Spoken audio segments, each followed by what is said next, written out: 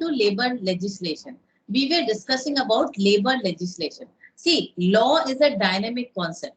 I am repeating it. Law जो है, law एक dynamic concept है. Why I am telling it as dynamic concept? Because it changes. Law जो है, देखो law हमने study किया था first semester में business law.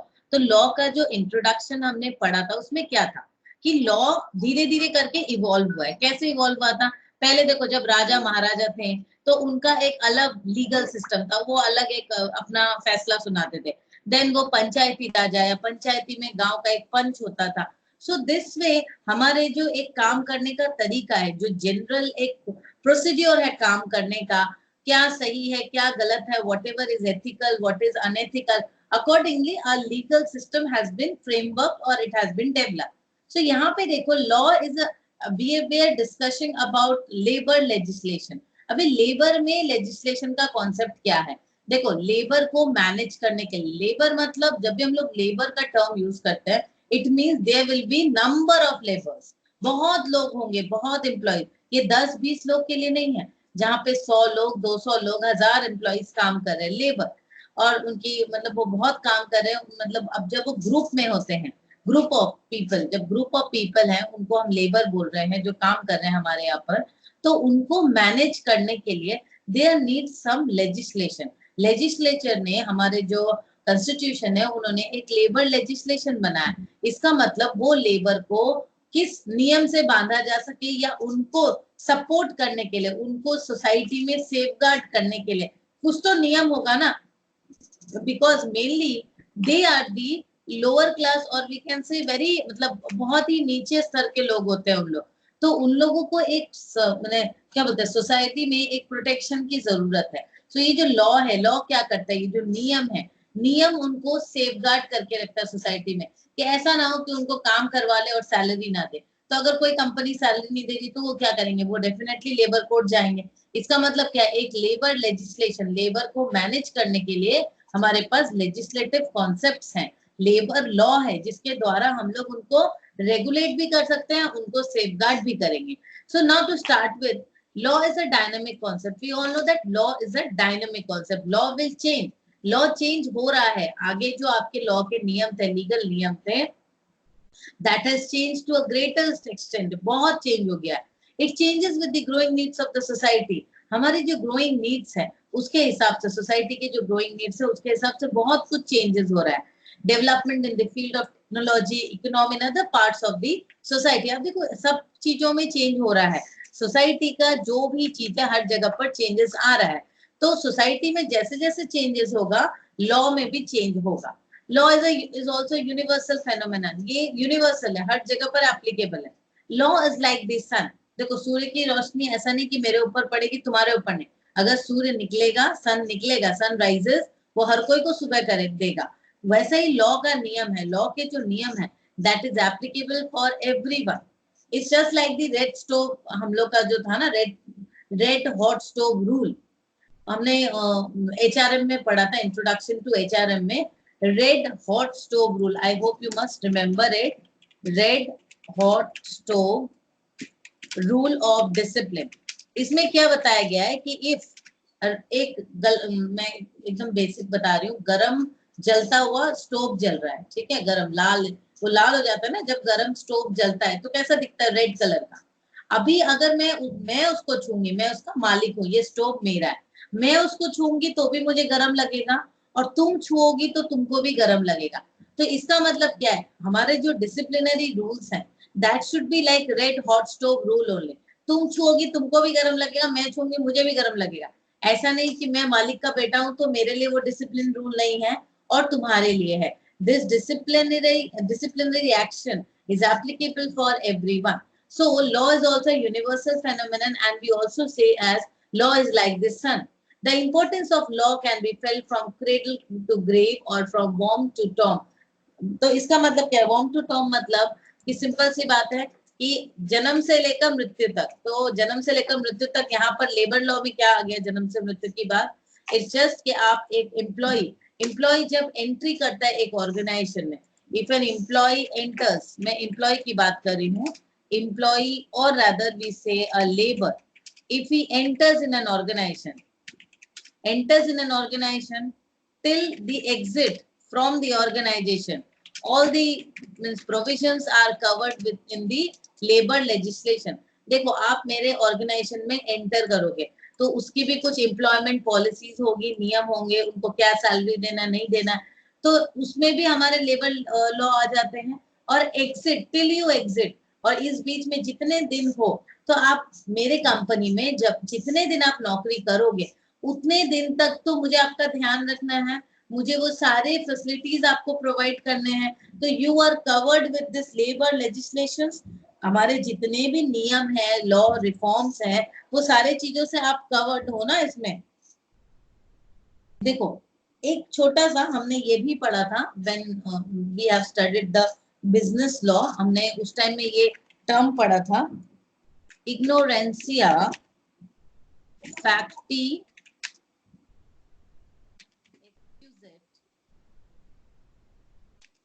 ignorantia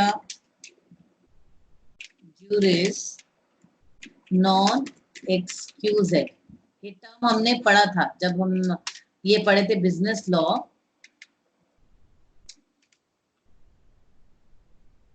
Ignorance of law is not an excuse.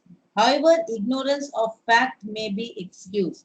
तो यहाँ पे क्या बता रहा है, ignorantia facti excused, ignorantia juris non excused। तो क्या बताया, ignorance of law is no excuse, ignorance of law is no excuse, however ignorance of fact may be excused। Clear understand, we are understanding the importance, how important law is। That means we cannot ignore the law। law जो है वो change नहीं हो सकता और हम उसको ignore भी नहीं कर सकते। ignorance of fact में भी excuse, आपने fact को नहीं समझा, fact को ignore किया, that is different thing। ठीक है। No wonder it is said that one who husbands justice garners prosperity। ये एक term दिया है। Law has a dual role, that of an anchor providing stability as well as of accommodating changes. Progressive societies adapt, renew, and reinvent themselves with dynamics of time, and many a times outgrow the existing legal institution just as children outgrow clothes। ये para में क्या बताया जा रहा है कि law has got a dual role, law का dual role है, anchor providing stability as well as of accommodating changes. That means एक तो क्या कर रहा है हमारी सोसाइटी में लॉ, क्या कर रहा है, एक स्टेबिलिटी प्रोवाइड कर रहा है कि हाँ जिसके भी जो मना है वो हम नहीं कर सकते, बिकॉज वी नो कि यहाँ पे लॉ एंड ऑर्डर है, एग्जिस्ट कर रहा है। अगर हम कुछ गलत करेंगे तो पुलिस हमें पकड़ के ले जाएगी, तो लॉ एंड ऑर्डर एग्जिस्ट करता है, तो they provides us an anchor providing stability as well as of accommodating changes. अब देखो कोई चेंजेस आ रहा है उसको भी अकोमोडेट कर रहा है। We have law and order system, that is why we are maintaining this lockdown, इसको भी मेंटेन कर रहे हैं, पुलिस है, लॉ एंड ऑर्डर है, तो they are also accommodating this changes ना। प्रोग्रेसिव सोसाइटीज, प्रोग्रेसिव जो सोसाइटीज हैं, they will adapt to the new and reinvent themselves। that means time is changing, हर समय change हो रहा है, and we also have to change according to the time, isn't it? Like a citadel which requires repairs, law also requires refurbishing at regular interval।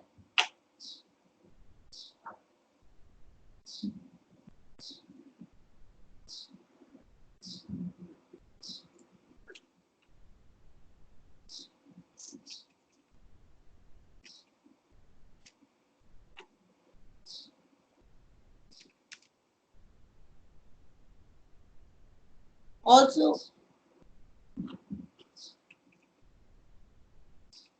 law also requires refurbishing at regular intervals। इस line का मतलब क्या बता रहा है कि हमारे जो भी लॉ क्या है, एक डायनामिक कॉन्सेप्ट है, law has to be change, society change हो रही है, accordingly law also need to change. This movement and refurbishing as reflected in various pieces of new legislations orders of the different high courts and the Supreme Court, and demands raised by the people for new set of rules. देखो बहुत बार court में judgement होते हैं, जैसे high court, supreme court बहुत सारे orders देते हैं, या पीपल डिमांड करते हैं कि नहीं ये नया रूल आना चाहिए, ये ऐसा होना चाहिए. A lot of frequent fine tuning is required to achieve this goal. Law creates rights and privileges. It also imposes duties, obligations, and restrictions.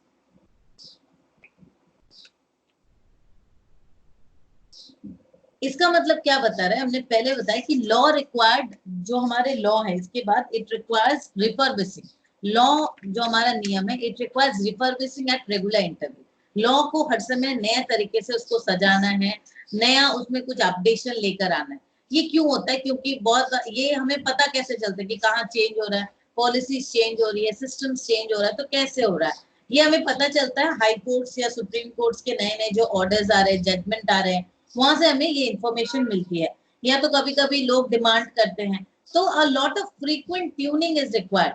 ये जो गोल अचीव करना है, लॉ में जो इतनी रिफर्बिशिंग हो रही है, इतना अपडेशन हो रहा है, a fine tuning is required. Law creates rights and privileges. Law क्या करता है? It creates rights and privileges and it also imposes. देखो लॉ जैसे हमें राइट्स या प्रिविलेजेस दे रहा है, वैसे ही हमारे ऊपर ऑब्लिगेशंस और रेस्ट्रिक्शन भी दे रहा है. जैसे एम्प्लॉय लोग, ये जो लेबर लेजिस्लेशन की बात हो रही है, तो जैसे एम्प्लॉयज लोग के लिए लॉ में बहुत सारे राइट्स आ रहे हैं या प्रिविलेजेस आ रहे हैं. तो सिर्फ राइट्स और प्रिविलेजेस नहीं आ रहे, उसके संग उनके ऊपर बहुत सारी ड्यूटीज एंड ऑब्लिगेशंस भी आ रहे हैं ना, कि you have to do this much of duty, then only you will get this facility. ऐसा तो नहीं you will get only facility and you don't have to work. So law gives rights and privileges and it also gives you obligations and restrictions. ठीक है?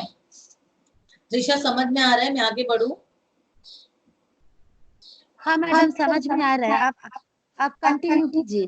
ठीक है. Presence of good laws in any society does not ipso facto ensure justice in the society. Laws are simple tools which have to be used by the authorities.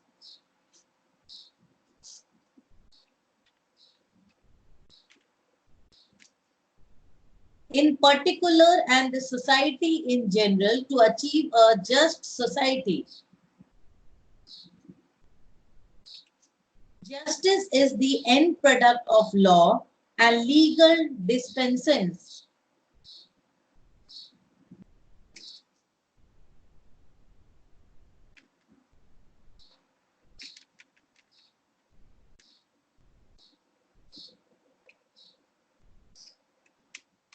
Abuse of power and arbitrary action are anathema to any social order.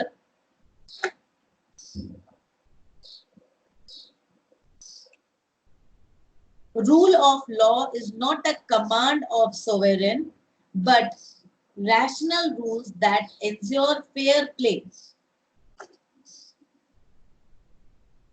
Fairness is what justice is.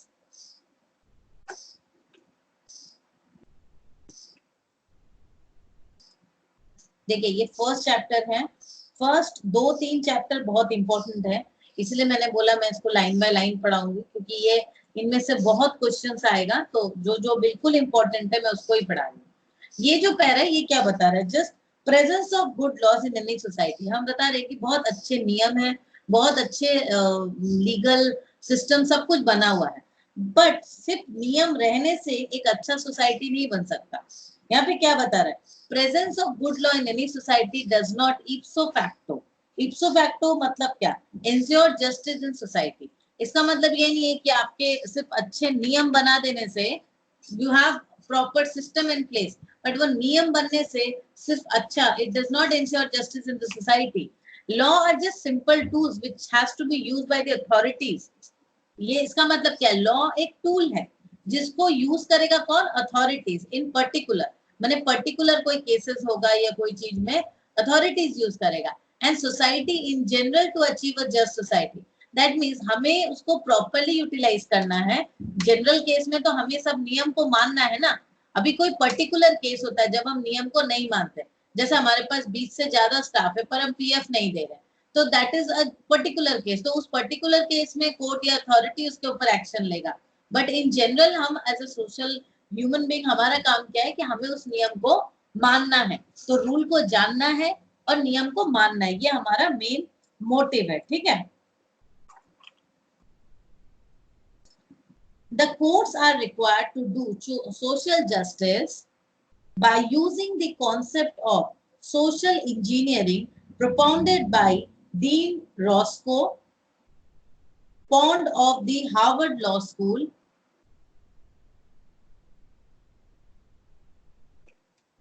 Social engineering has several manifestations in the form of social justice,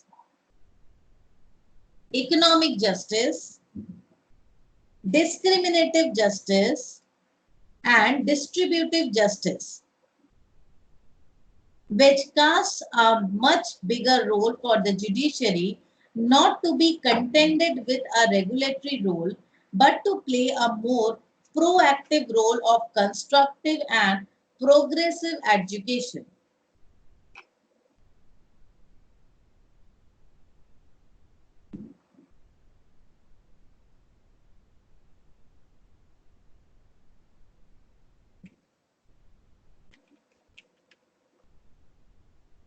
देखो इस para में क्या समझा रहा है, the courts are required to do social justice. ठीक है, court will required, courts are required, court को करने का काम ही है, उनका क्या करने का काम है, they have to do the social engineering, उनका काम है सोशल जस्टिस लाना। सोशल जस्टिस कैसे लाएंगे, by social concept of social engineering. This concept of social engineering was propounded by Roscoe Pond of Dean Roscoe Pond of Pound of the Harvard law school. ठीक है, उनका ये नाम है।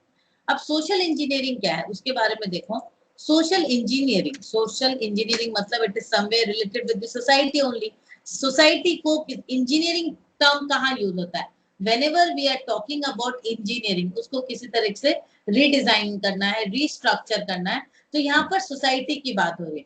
देखो पहले जो हमारा समाज था, सोसाइटी थी, वहां पर बहुत ज्यादा ऊपर नीचे एक डिफरेंसेस बहुत ज्यादा थे, इसी वजह से सोशल इंजीनियरिंग किया गया।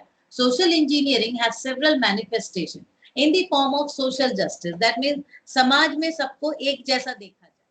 इकोनॉमिक जस्टिस, सबको को बराबर पैसे मिले या एटलीस्ट खाने पीने की सुविधा। डिस्क्रिमिनेटिव जस्टिस मतलब किसी को डिस्क्रिमिनेट नहीं किया जाए। And distributive justice which cast a much bigger role for the judiciary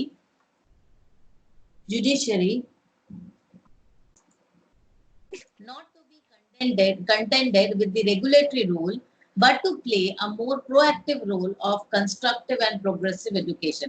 देखो ये जो सोशल इंजीनियरिंग का कॉन्सेप्ट आया था, मूवमेंट ऑफ चेंजेस जो है सोसाइटी में कब आया, movement and changes in society create social gaps.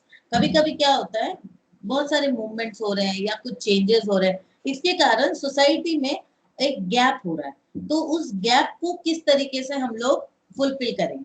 Justice seeks to bridge this gap. Therefore, the horizons of justice keep changing and is ever expanding. तो justice, social justice का concept यहाँ पे इस पैरा में जो टोटल डिस्कशन किया गया, actually आप देख लो एकदम पुराने टाइम में आप चले जाओ, वहां पे क्या होता था उस टाइम में, इंडस्ट्रियल रिवोल्यूशन के बाद लेबर को तो बिल्कुल क्या बोलते हैं, लेबर लोग को इसके स्लेव जैसे काम करवाते थे, उनका कोई रिस्पेक्ट नहीं था, उनको आदमी, even they were not treated like human, ये हमने पहले भी पढ़ा, they were not treated like human. तो इसी वजह से देयर इज अ नीड, और बहुत सारी चीजें चेंज हो रही थी। पहले human power was used in means production and all, हाथ से बनते थे कपड़े, वीविंग टेक्निक्स यूज होते थे। फिर इंडस्ट्रियल रिवोल्यूशन आया तो मशीनरीज आई, तो वहां पे human power was replaced by machine power. इसके कारण क्या, बहुत सारे लोगों को एम्प्लॉयमेंट मिली और बहुत लोगों की एम्प्लॉयमेंट चली गई। तो अभी क्या वहां पर एक सोशल एक गैप क्रिएट हो गया। देखो जैसे जैसे मूवमेंट्स या चेंजेस होंगे, इस चीज को आपको समझने की जरूरत है, जैसे जैसे मूवमेंट्स हो रहे हैं movements and changes. वैसे वैसे एक gap is created, gap is being created, gap is being created. Now whenever there's a gap created, so there's a need of social justice. तो social justice को देने के लिए this concept of social engineering came into picture.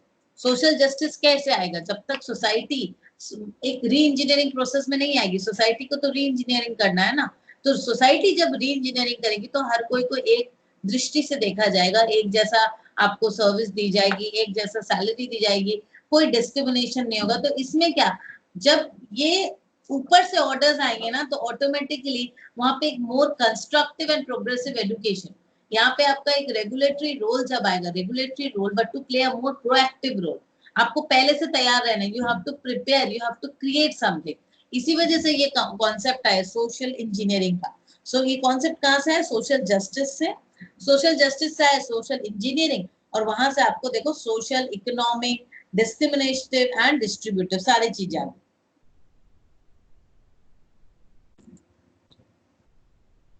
Judicial activism and judicial restraint have to be balanced in application. Judicial activism is no longer a fashion or populism, but an important source of power of realization of willed result and doing social engineering.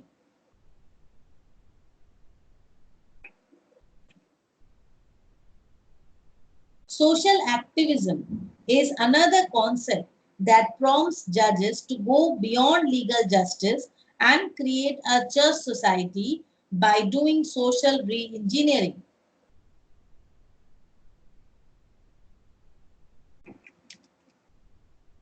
Activism kills the spirit of justice and at times takes to judicial anarchy or judicial imperialism or judicial despotism.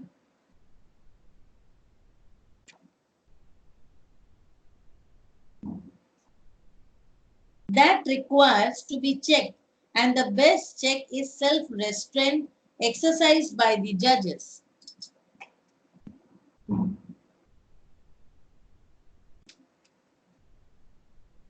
Our efforts should be understand, able, appreciating, analyzing than just traditional parroting of sections and subsections.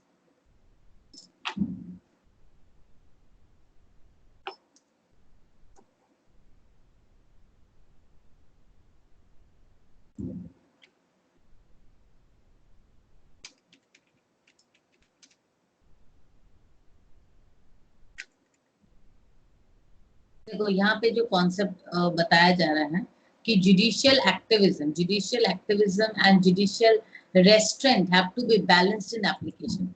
There are two concept, एक हो गया judicial activism. Judicial activism मतलब आप क्या बोलते हैं, legally आप एक एक्टिविस्ट का रोल प्ले कर रहे हो जस्टिस के लिए, एंड एक हो गया जुडिशियल रेस्ट्रेंट। तो ये दो चीज क्या एक जैसा मिक्स ना हो जाए, उस चीज को यहाँ पे बता रहा है, have to be balanced in application. Judicial activism is no longer a fashion populism, but an important source of power of realization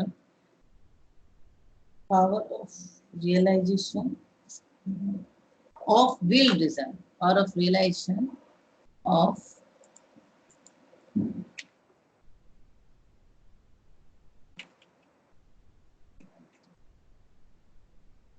अभी ये क्या होता था जब एक्टिविज्म, ये अभी नहीं चलता, एक्टिविज्म पहले होता था, तो इसके कारण मैंने रिजल्ट कुछ अच्छे भी नहीं आते थे, will results and doing social engineering. Social activism जो है, सोशल एक्टिविज्म जो आया is another concept that prompts judges, that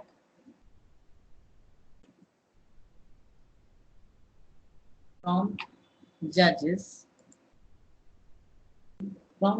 to go beyond.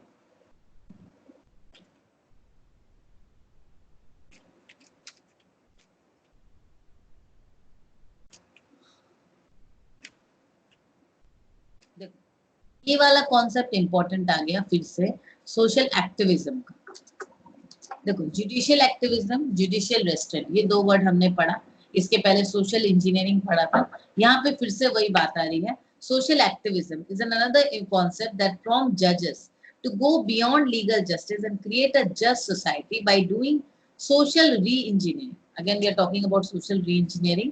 Activism kills the spirit of justice. कभी-कभी जो एक्टिविस्ट होते हैं ना, एक्टिविस्ट लोग जो स्पिरिट ऑफ जस्टिस है, मतलब जस्ट जो होना चाहिए, मतलब जिसके लिए हम लड़ाई कर रहे हैं, हक के लिए, सही काम के लिए, वो रह जाता है और फिर बेकार का मतलब झमेला हो जाए। Activism kills the spirit of justice at time.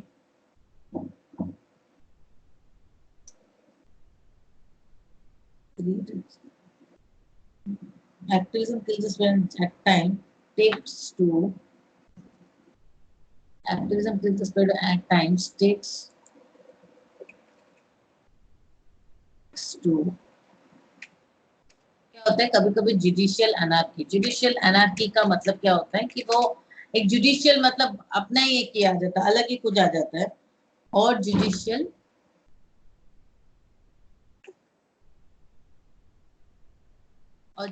imperialism or judicial despotism that requires to be checked. The best check is self restraint.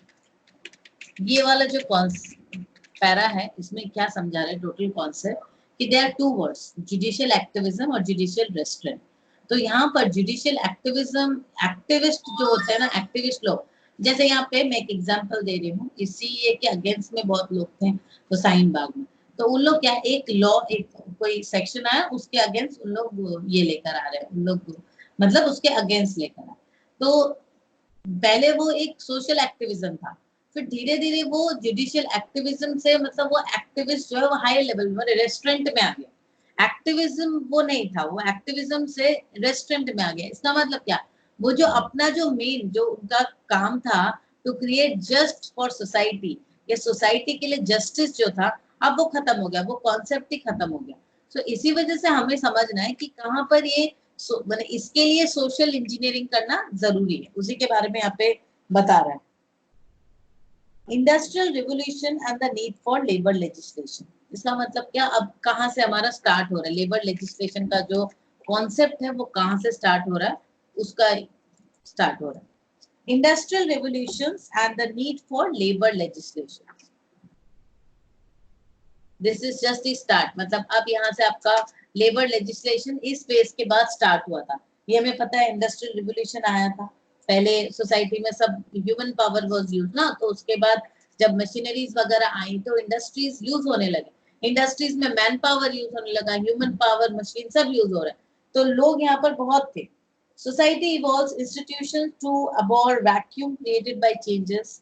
Industrial revolution is epoch making event which completely changed the lifestyles of society from agricultural and pastoral to industrial one।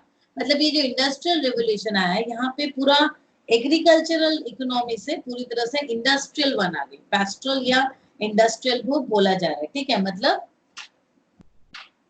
Change in the lifestyle from agricultural to pastoral to industrial one। The industrial society brought about in its wake excessive exploitation of the working class by the employer who take advantage of the individual dispensability of the worker and wanted maximum profit on his investment। अभी क्या हो रहा था देखो इस time में, ये हमने पहले भी पढ़ा है, इंडस्ट्रियल रिवोल्यूशन के टाइम में क्या हुआ था कि एक तो लोगों का जो वर्कर्स थे उनका एक लाइफस्टाइल चेंज हुआ था, काम करने का तरीका, एक तो एग्रीकल्चरल से पूरा इंडस्ट्रियल में आ गए थे, इंडस्ट्रीज नई नई आई थी, तो वहां पे एक्सेसिव एक्सप्लॉयटेशन हो रहा था वर्कर्स का, कि एम्प्लॉयर जो है दे उनको पता था कि अकेला वर्कर तो कुछ कर नहीं सकता है, उनके दिमाग में एक कॉन्सेप्ट था दैट अकेला ये आदमी कुछ काम नहीं कर सकता, वर्कर कुछ नहीं कर पाएगा। सो इसी वजह से वो क्या करते थे, excessive exploitation, excessive exploitation of the working classes by the employer who take advantage of the individual dispensability of the worker and wanted maximum profit on his investment।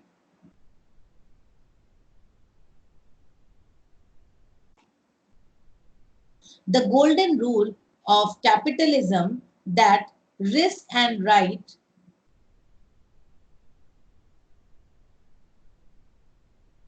go together, provided them with the prerogatives to hire and fire.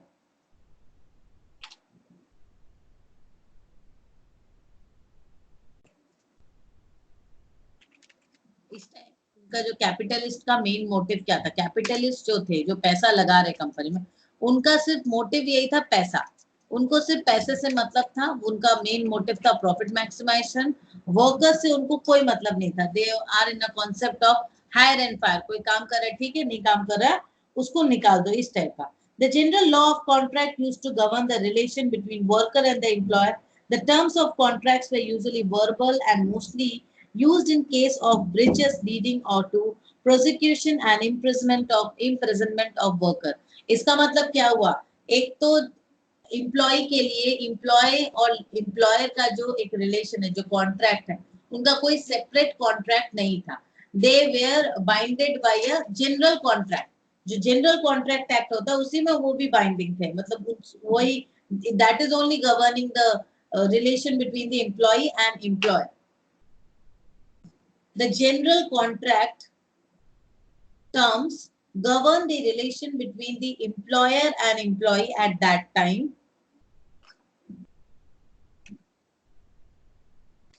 The contracts were usually verbal.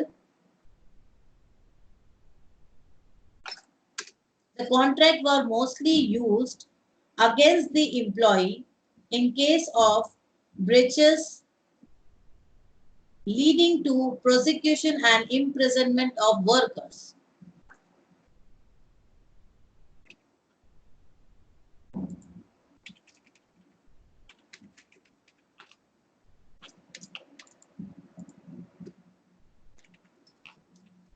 मतलब देखो यहाँ पे जो case है, यहाँ पर हर जगह पर ही एम्प्लॉय का ही नुकसान हो रहा है, हर जगह पर एम्प्लॉय ही फंस रहा है, इस तरीके से. Labor and Migration Act gave rise to the indentured labor system.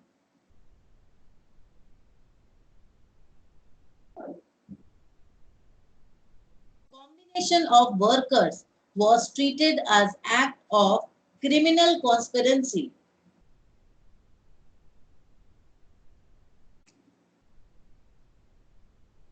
Longer hours of work, low wages,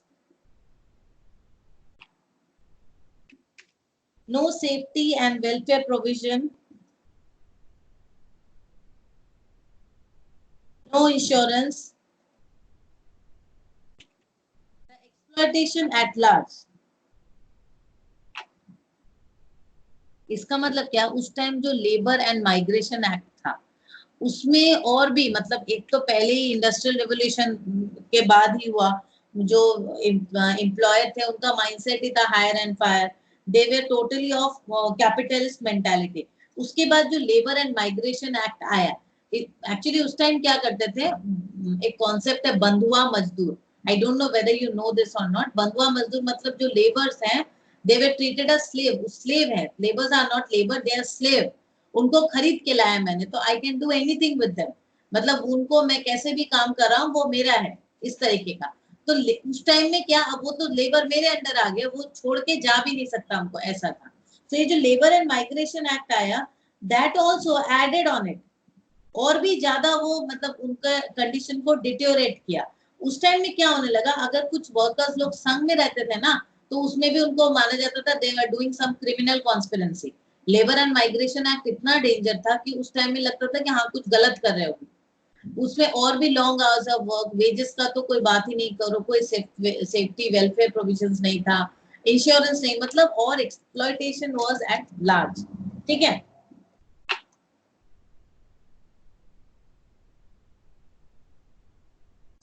State was adopting the policy of laissez-faire, let not interfere, and employers abused workers taking advantage of the situation.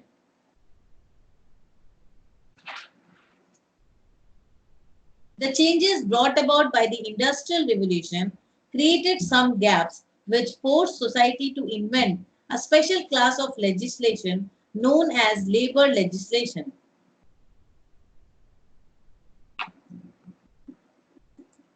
मतलब यहाँ पे ये to sum up industrial revolution के बाद हमें क्या समझना है कि इंडस्ट्रियल रिवोल्यूशन होने के बाद कुछ गैप सोसाइटी में आया था जिसमें लेबर लोग को एक जस्टिस की जरूरत थी.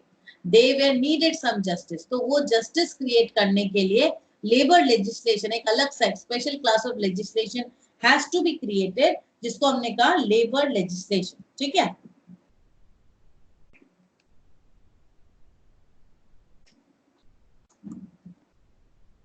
Factors influencing labor legislation. Early exploitative industrial society.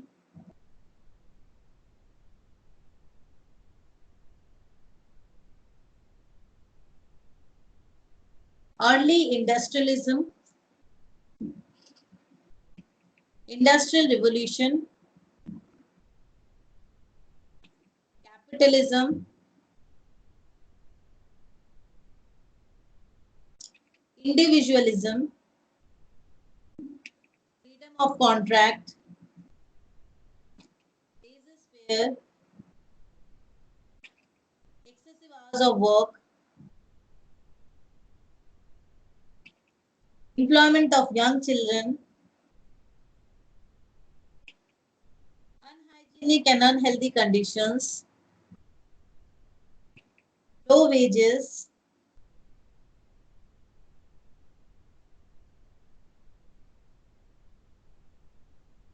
India.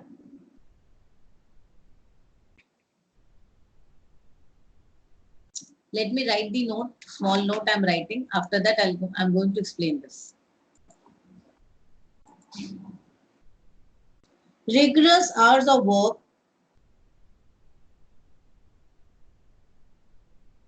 Industrial labor drawn from the rural area.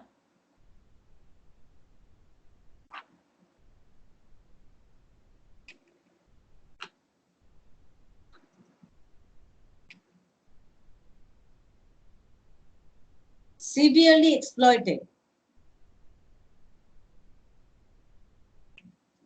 The British colonial rules.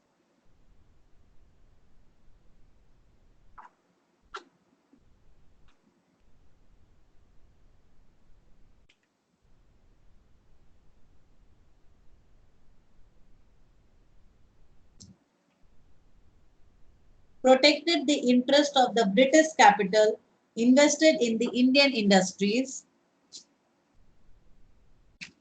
Not interested in protecting the workers.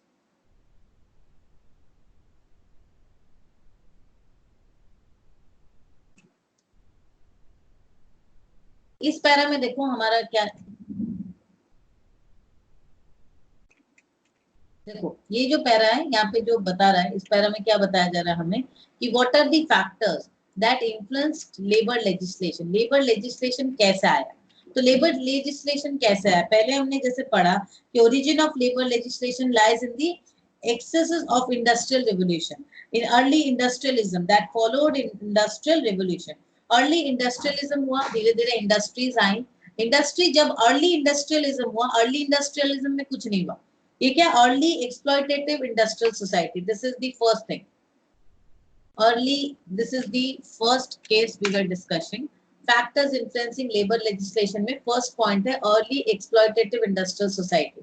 तो ये हमें समझ में आ गया कि इनिशियल जो अर्ली इंडस्ट्रियलिज्म आया था जिसके बाद हमारा इंडस्ट्रियल, देखो अर्ली इंडस्ट्रियलिज्म मतलब धीरे धीरे इंडस्ट्रीज आ रही थी.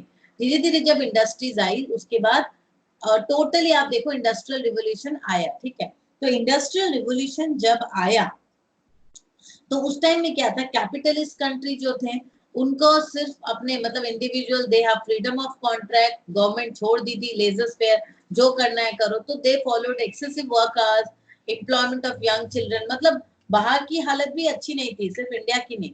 धीरे धीरे फिर ब्रिटिशर्स लोग इंडिया में आए, तो इंडिया में जब आए तो इंडिया की तो हालत और बुरी कर दी, बिकॉज ब्रिटिशर्स का अपना कंसर्न था of protecting their own capital. तो यहाँ पे rigorous working hour, industrial labours जो थे वो मेनली फ्रॉम रूरल एरियाज. आज के भी डेट में आप देखो रूरल एरिया से ही वर्कर्स ज्यादा मिलते हैं आपको. ठीक है ना.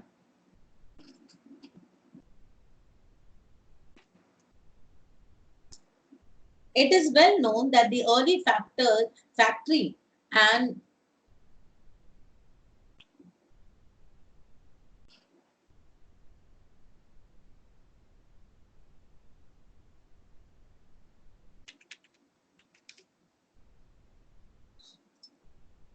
labor legislation in India resulted from the need for protecting the interest of the foreign industrialists and investors.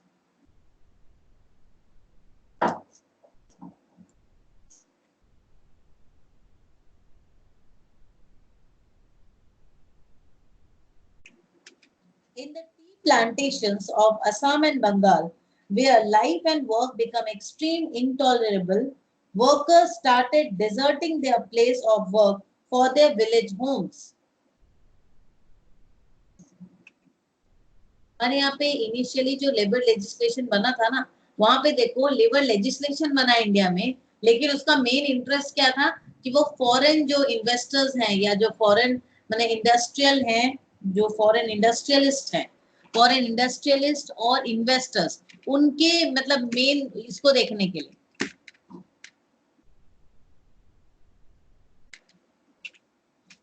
मतलब मेन फॉरेन जो इन्वेस्टर्स हैं और इंडस्ट्रियलिस्ट हैं, उनके इंटरेस्ट को बचाने के लिए हमारे पहले इंडिया में हमारे फॉरेन मतलब ये आया था लेबर लेजिस्लेशन, जो मतलब टी वो इनिशियली स्टार्ट हुआ था टी प्लांटेशन से। एकदम एकदम स्टार्टिंग पॉइंट ले लो, टी प्लांटेशन ऑफ असम इन बंगाल, यहाँ पर ये जहाँ पे ये वर्कर्स लोग जो थे उनको रहना बहुत मुश्किल हो रहा था, और वो धीरे धीरे वहां से छोड़ छोड़ के निकलने लगे थे। तो जब वो निकलना शुरू किए ना, तो इन लोगों ने ऐसे लेबर लेजिस्लेशन लाए जिनके द्वारा उनको वहां पे बंद के रहना पड़े। अभी बंद के रहना पड़े मतलब क्या, नुकसान एम्प्लॉयज का ही है, लेबर का ही है, फायदा सिर्फ अपने एम्प्लॉयर्स का है।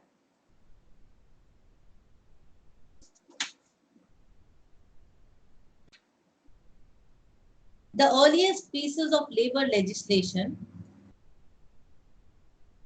the T District Immigrant Labor Act,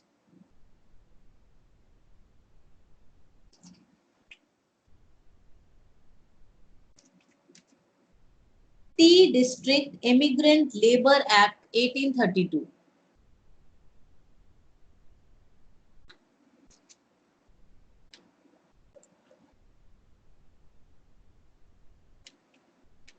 ये सबसे पहले आया था, earliest pieces of labor legislation. Workmen's Breach of Contract Act 1859.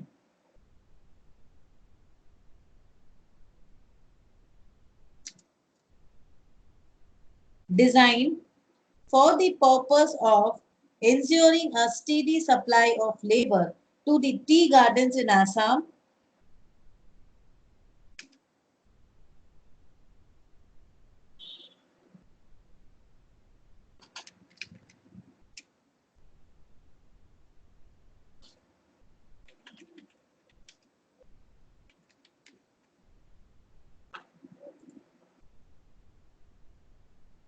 Not for protecting the interest of the laborers.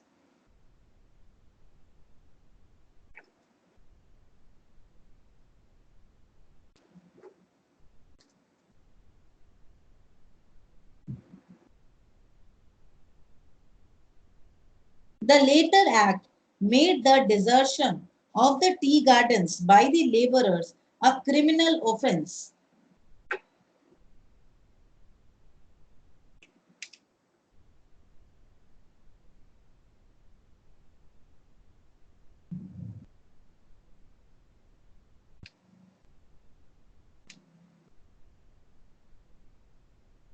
देखो ये दो टी गार्डन्स को लेकर दो एक्ट आया था इनिशियली। तो टी गार्डन्स को लेकर जो एक्ट आया था, टी डिस्ट्रिक्ट इमिग्रेंट जो लेबर एक्ट है, T district immigrant labour, immigrant का स्पेलिंग है EM, इमिग्रेंट लेबर एक्ट 1832 और ब्रीच ऑफ कॉन्ट्रैक्ट एक्ट 1859। ठीक है, तो ये जो दो कॉन्ट्रैक्ट आए थे, मतलब दो लेबर लेजिस्लेशन आए थे, इनका मेन पर्पस था कि टी गार्डन्स में लेबर पहुंचाया जाए, और ना कि interest of labourers has to be check.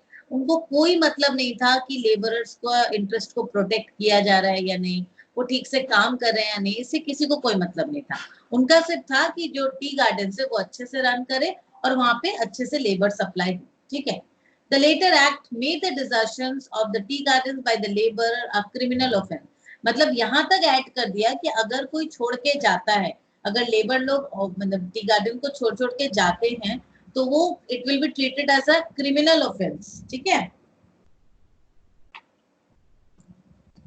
The first Factory Act of 1881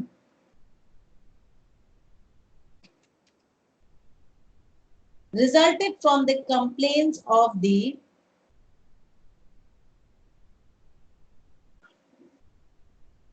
Lancashire Textile, ये नाम है,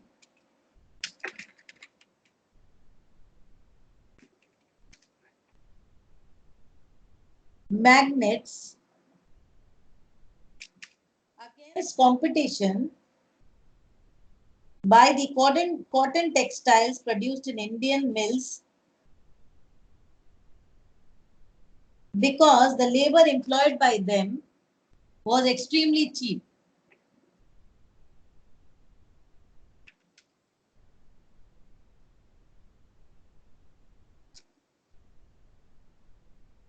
Idea behind this legislation to increase the cost of production of Indian textile, reducing the hours of work, improving other working conditions.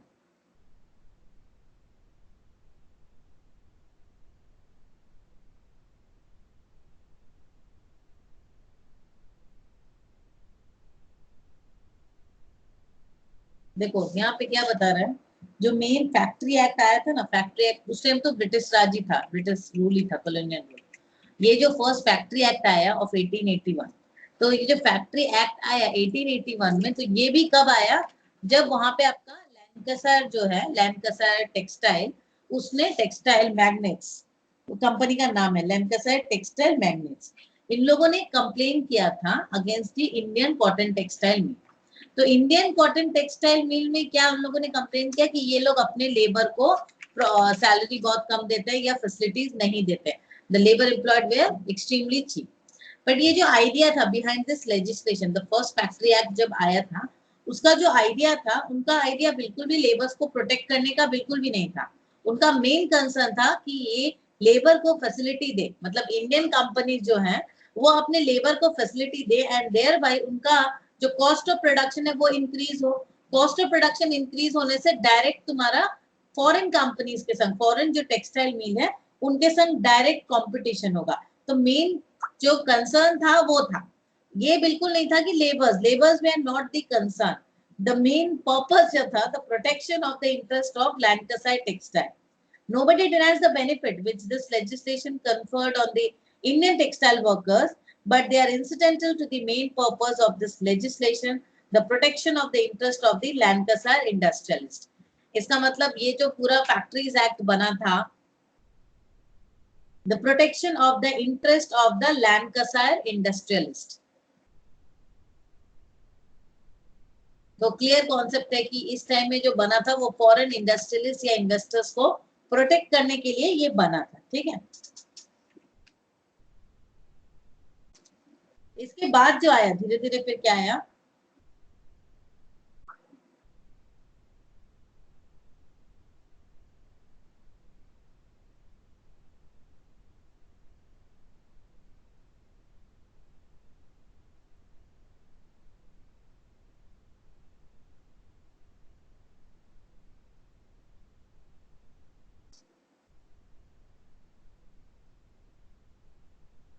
देखो धीरे धीरे second influence, जो colonial rule का second influence था, the second influence of the colonial rule on the Indian labour legislation, early administrators and civil servants in India were from England.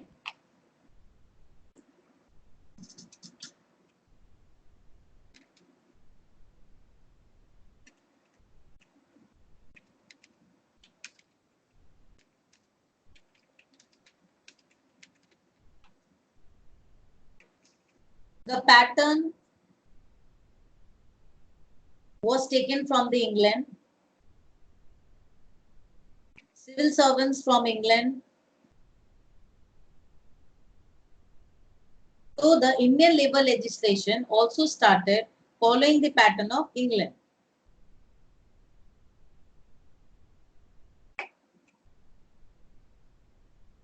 The cotton textile industry was the first to come under the purview of the Factories Act in both the countries.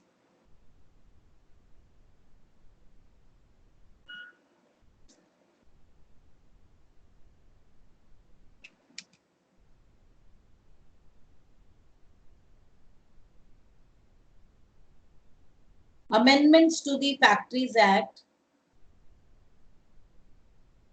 Workmen's Compensation Act 1923,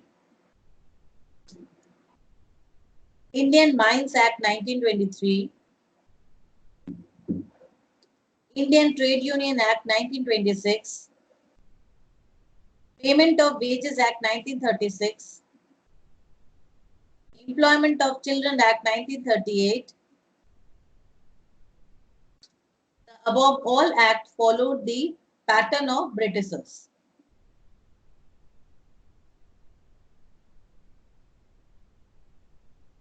So we can now say that labor legislation is the natural child of the industrial revolution. मतलब ये clear concept है. Industrial revolution आया, industrial revolution आके इतना उत्पाद मचाया that we have to come up with the newer labour legislation. देखो यहाँ पर दो चीज और लिखी गई कि किस तरीके से ये मतलब क्या क्या और भी इन्फ्लुएंस हुआ हमारे ब्रिटिश कॉलोनियल रूल का. क्योंकि जो ब्रिटिश कॉलोनियल रूल था, ब्रिटिश कॉलोनियल रूल का तो इम्पैक्ट हमारे यहाँ था ही. तो एक तो वो सिर्फ कोशिश करते थे, देखो ब्रिटिशर्स लोग को कोई मतलब नहीं था इंडिया के लेबर को कुछ मिले नहीं मिले. उनका मेन कंसर्न था अपनी प्रॉफिटेबिलिटी बचाना, अपने वर्कर्स को बचाना, अपने इन्वेस्टर्स को. तो वो यहाँ पर जो सिविल सर्वेंट्स भी थे वो भी ब्रिटिश के ही आकर यहाँ पर रहते थे, काम करते थे. तो अल्टीमेटली देखा गया हमारा जो लेजिस्लेशन है धीरे धीरे जो वो भी ब्रिटिशर्स का ही पैटर्न फॉलो करने लगा. जैसे यहाँ पर बहुत सारा एक्ट दिया है, कॉटन टेक्सटाइल इंडस्ट्री और उसके बाद वर्कमैन कंपनसेशन. ये जितने भी एक्ट ले लो, payment of wages act, employment of children act है, एम्प्लॉयमेंट ऑफ चिल्ड्रन एक्ट 1938, ये सारे ही आपके वहां के ब्रिटिशर्स का ही फॉलो करने लगे. ठीक है.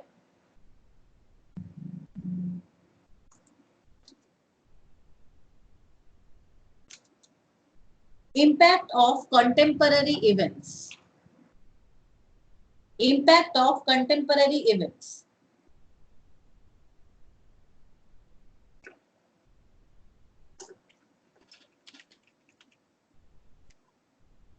देखो पहले तो हमने इंडस्ट्रियल रिवोल्यूशन पढ़ा कि इंडस्ट्रियल रिवोल्यूशन का बहुत इफेक्ट था. So along with the industrial revolution, there were revolutionary thinking of Rousseau, J.S. Mill, the French Revolution, Hegel, Marx, and Engels, and Russian Revolution greatly influenced the thought process and hastened the pace of labor jurisprudence. मतलब और भी इतने सारे लोगों ने इसको, जैसे J.S. Mill का नाम बहुत ज्यादा फेमस है, Rousseau. तो इंडस्ट्रियल रिवोल्यूशन, रिवोल्यूशनरी थिंकर्स जो थे, revolutionary thinking of Rousseau, spelling wrong है, मैं इसको लिख देती हूँ स्पेलिंग, ये नाम जानना चाहिए. Rousseau, J.S. Mill बहुत ज्यादा फेमस है. J.S. Mill in his revolutionary thinking regarding this industrial.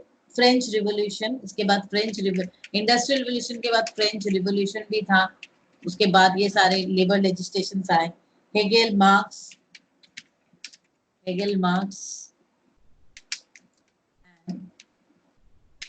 Angels. इसके बाद रशियन रिवोल्यूशन हुआ. मतलब कितने सारे रिवोल्यूशन हुआ. देखो इंडस्ट्रियल रिवोल्यूशन हुआ, फिर हुआ फ्रेंच रिवोल्यूशन, फिर हुआ रशियन रिवोल्यूशन. कितना सारा रिवोल्यूशन हो रहा है. Russian revolution greatly influenced the thought process and hastened the pace of labor jurisprudence. मैंने रशियन रिवोल्यूशन के बाद बहुत जल्दी इम्पैक्ट हुआ labour legislation. The world wars was made it possible for the laborers to realize their importance that unless they produce, it would be difficult for warring nations to win.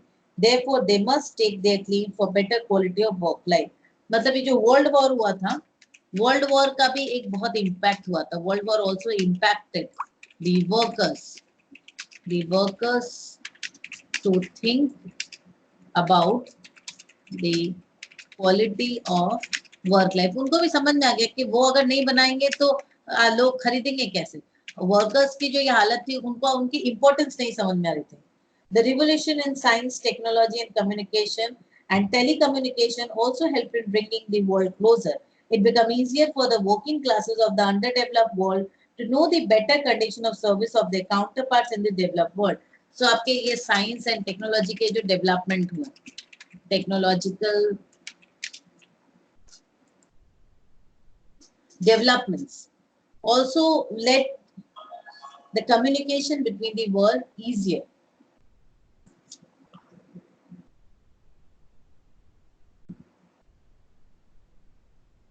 This was all about the introduction. ये just introduction था labor legislation के बारे में. We will start with the growth of trade unionism. Trade unionism कैसे आया, इसके बाद political freedom, role of socialist. ये चैप्टर काफी बड़ा है और मैं इसको लाइन बाय लाइन पढ़ाने वाली हूँ. ये फर्स्ट चैप्टर है. इसके बाद welfare labour legislation, Indian constitution and labour legislation फिर आएगा. This chapter will take around, first chapter में एटलीस्ट 3 दिन लग जाएंगे मुझे पढ़ाने में. ठीक है, तो इसको करना है. ठीक है.